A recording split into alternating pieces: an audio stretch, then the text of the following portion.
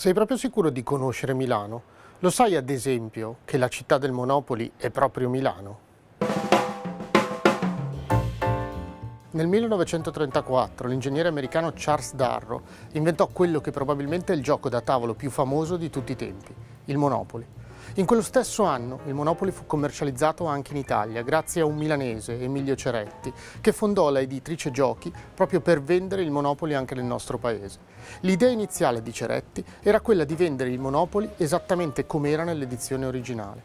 Purtroppo le leggi fasciste e autarchiche erano molto restrittive riguardo all'uso dei termini stranieri nel nostro paese. In via del tutto eccezionale fu concesso a Ceretti di commercializzare il gioco mantenendo la pronuncia originale anche nell'italianizzazione del nome. Il gioco infatti uscì con il nome di Monopoli e non Monopoli, come ci si potrebbe aspettare, senza più la Y finale, ma con un accento ben visibile sulla seconda O.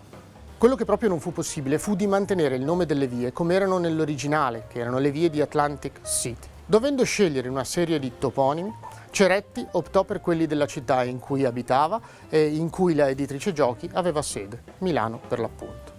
Ancora oggi in città è possibile camminare per Viale Gran Sasso, per Via Monterosa, per Corso Cristoforo Colombo, giusto per citarne alcuni. L'idea di Parco della Vittoria, la via di maggior valore di tutto il gioco, venne a Emilio Ceretti dal parco che oggi è dedicato a Indro Montanelli, che negli anni 30 si chiamava proprio Parco della Vittoria. Via dei Giardini, la via che insieme a Parco della Vittoria forma il lotto di maggior valore di tutto il gioco, era proprio la via in cui abitava Emilio Ceretti.